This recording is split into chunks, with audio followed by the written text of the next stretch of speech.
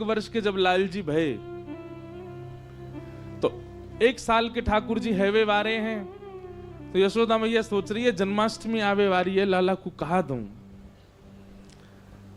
मैया विचार करी रही कि लाला को कहा दूं, ऐसो कहा उपहार दूं कि 1 वर्ष को लाला भयो, लाला खूब प्रसन्न रहे। तो 1 वर्ष के ठाकुर जी हैवे वारे हैं, वहां से पहले नेक नेक चलनो सीख गए ठाकुर जी। अब मैया से जिद करें, मैया तू जहां जाएगी मैं संग जाऊंगा। अब बोलना तो जाने ना है तोतली वाणी ठाकुर जी की, लेकिन मैया जैसे ही कछु भी कार्य के काज बाहर निकले सोई ठाकुर जी फूट फूट के रो में। तो यशोदा मैया को ये करना ही पड़े कि लाल जी को संग लेके जावे। लेकिन अब ठाकुर जी धीरे धीरे चलना सीख गए। तो ठाकुर जी गोद में चल के और जोर जोरते रो में, क्यों बोल मोह नीचे उतारो, मैं आप ही चलूंगा, संग चलूंगा मैया के। तो मैया कैसे चले, बोले जमुना जल की गगरी रखी है सिर पे, तो लाला की उंगली कैसे पकड़ेगी। और चलो जाते समय पकड़ भी ले तो लौटते समय तो जल भरो है, तो भार है, दोनों हाथ लगाने पड़ेंगे, तब कहा करें। तो मैया अपने सिर के पल्लू को ऐसे छोड़ दे पीछे, लाला को हाथ में पकड़ा दे और वे लाला इतको देख तो चलियो, लेकिन मेरी या पल्लू को छोड़ियो मत, पकड़ के चलियो संग में। सो ठाकुर जी मैया को पल्लू पकड़ के पीछे पीछे चले, कभी अपना अंगूठा चूसें, कभी अपनी उंगली पकड़ लें, कभी इतको देखें, बंदरन को देखें, मोरन को देखें। और जैसे कोई दिख जाए सो ठाकुर जी रुक जाए, रुके तो पल्लू खिंचे तो मैया को पता चल जाए लाला रुक गए हो। समझ रहे हैं ना भाव। रसखान जो भाव कहते हैं, ताही अहीर की छोहरिया छचिया भरी छाछ पे नाच नचायो। जब यशोदा मैया जाती हैं सब गोपियां अपने अपने भवन की खिड़की पे बैठ जावे और वहीं से बैठी बैठी इंतजार करें कब यशोदा जावेगी और बाकी पीछे पीछे नेक्स्ट से लाला जावेगो। और ठाकुर जी की वार रूप माधुरी को दर्शन करें गोपी। वेणु गीत के प्रारंभ में कहती हैं, अक्षणवताम फलमिदम न परम विदाम। गोपियां कहती हैं, अरे आंख वालों हमारी बात ध्यान से सुनो। ठाकुर जी ने आपको नेत्र दिए, पर इन नेत्रों से आपने सब देख लिया। पहाड़ देख लिए, समुद्र देख ली, नदी देख ली, हरियाली देख ली, वन देख लिए, वंचर जीव देख लिए। हम अपने नेत्रों का सौभाग्य मानते हैं कुछ विशिष्ट देखने के बाद, पर गोपियां कहती हैं आपके नेत्र तब तक सौभाग्यशाली नहीं जब तक आपने श्याम सुंदर को नहीं देखा, जब तक आपने त्रिभंग लली बरहा नटवर वपुः कर्णयो कर्णकारं विभ्रदवासः कनक कपिसं वैजयंतीं चमालाम। गोपियां कहती हैं कैसे संतुष्ट, नींद कैसे आ जाती है आप लोगों को। इन नेत्रों से आज तक श्याम सुंदर को नहीं देखा। आपके कान इतने संतुष्ट कैसे हो जाते हैं, आपने कभी कृष्ण का स्वर नहीं सुना।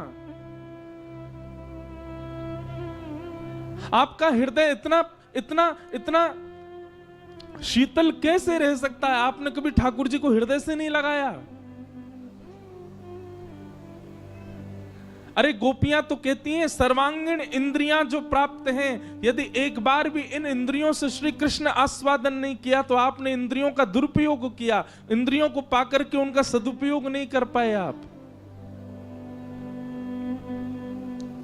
नन्हे से कन्हैया मैया को पल्लू पकड़ करके और छोटे छोटे चरणन से चल के जावे, सब गोपी अपने अपने भवन के बाहर से ठाकुर जी को देखें, छुप करके देखें।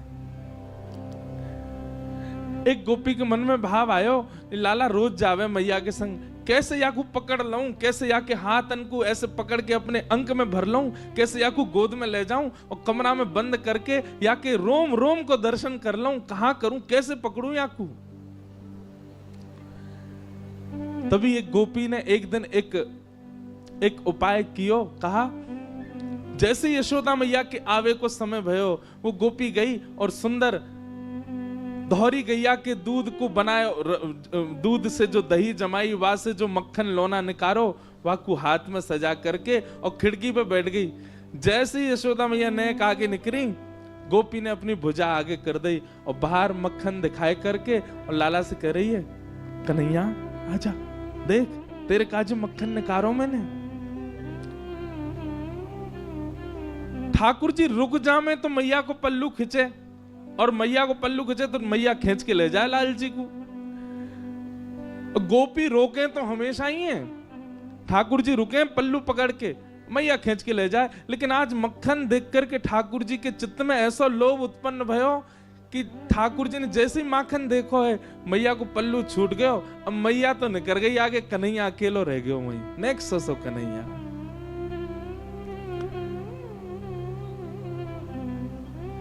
गोपी गई दौड़ करके ठाकुर जी को अंक में भर के अपने कक्ष में ले आई, अपने घर में ले आई, भीतर ते चटकनी लगा ली और सामने खड़े कर लिए ठाकुर जी। एक एक रों का दर्शन कर रही है। ठाकुर जी को वाक्य प्रति आकर्षण नहीं, ठाकुर जी ढूंढ रहे मक्खन कहां है। ठाकुर जी रोने लगे, मोह मैया पास जानो है, मेरी मैया चली गई। गोपी कह रही देख मक्खन खिलाऊंगी लाला। सोई ठाकुर जी के रुदन बंद है जाए मक्खन के लोभ से। लाला खाएगो? हाँ खाऊंगो। ऐसे ना खवाऊंगी तो? बोले पहले मुझको हृदय से लगा। ठाकुर जी हृदय से लगा मैं। लोभ दे रही है मक्खन को, और गोपी अपना प्रेम प्रकट कर रही है ठाकुर जी के प्रति। ठाकुर जी हृदय से लग जाएं। अब दे गोपी मक्खन, तुतला के बोले लाल जी। गोपी कह रही है मक्खन खाएगो? बोले हाँ पहले नाच के दिखा। ठाकुर जी रोने लगे, बोले अच्छा देख देख मक्खन खवाऊंगे मक्खन खवाऊंगे। हाँ हाँ खवा, पहले नाच के दिखा। सो ठाकुर जी के मोटे मोटे आंसू हैं नेत्रन में, लेकिन ठाकुर जी नृत्य कर रहे हैं। क्यों? मक्खन खानो गोपी को। ठाकुर जी नृत्य करके दिखा रहे हैं। कभी अंक में भर लें, कभी कहें कि लाला अपनो गाल मेरे गाल ते छुपाए थे। ठाकुर जी अपने कोमल गाल छुपाए थे। गोपी बेसुध हो जाती है जो जो ठाकुर जी लीला करते हैं उसके साथ।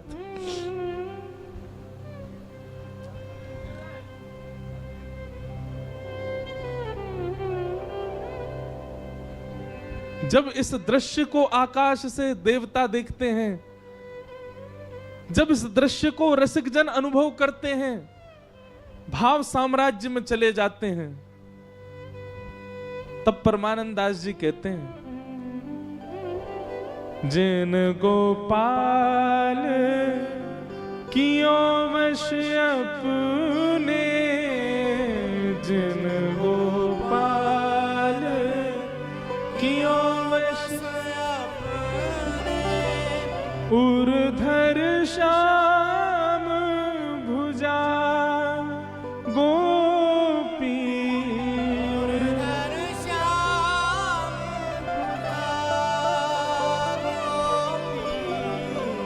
प्रेम की ध्वजा गोपी, प्रेम की ध्वजा गोपी। ठाकुर जी के संग सब लीला कर रही है गोपी। कभी गोद में बिठावे, जैसे जैसे कहना तो नहीं चाहिए पर कह दूं अन्यथा मत लियो बात को। जैसे कोई मदारी वाके पास जो जीव रहे वो वहां से सब काम करा दे, चल भैया ये कर दे, अब नाच के दिखा दे, अब घूम के दिखा दे, वो चल के दिखा दे। ऐसे वश में हैं गोपीन के ठाकुर जी। सब क्रिया करते हैं ठाकुर जी गोपी के लिए। इतने में यशोदा मैया चलती जा रही हैं जमुना जी की ओर, और यशोदा मैया ने पीछे देखी, अरे मेरो लाला कहाँ गयो, मेरो कन्हैया कहाँ गयो। मटकी वहीं छोड़ दी, दौड़ी गलीन में जामे, चौबारिन में जामे, घर घर जाके पूछे मेरो लाला देखो, अरे मेरो कन्हैया देखो।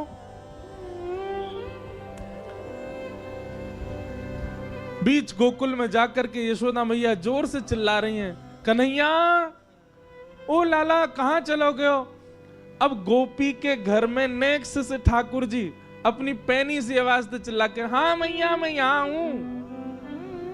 यशोदा मैया सुन रही, कहां ते आवाज आ रही है। गोपी लाला को पकड़े, लाला चिल्लावे मत मैया आ जाएगी। मैया देख जा गोपी ने मुंह को पकड़ लियो है, मार रही है मुंह को, जल्दी आ। मैया दौड़ी दौड़ी गई, जाकर के देखी तो महाराज एक गोपी के घर में, और गोपी गोद में लेकर के एक हाथ में मक्खन लेके लाल जी को लेके खड़ी है।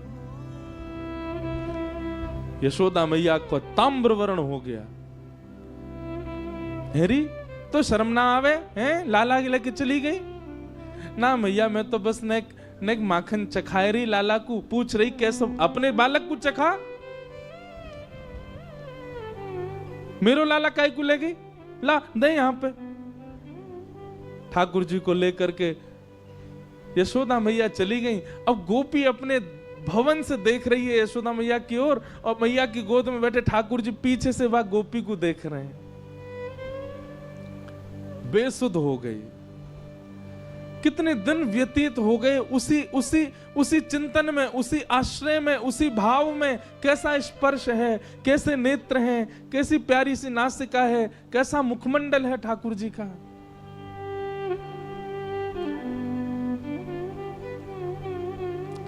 तब यशोदा मैया गई एक सुनार के पास, और मैया ने जाकर के कही, बोले मेरे लाला को जन्मोत्सव आ रहा है, तो अपने लाला के काजे एक क्षुद्र घंटिका बनवाऊंगी।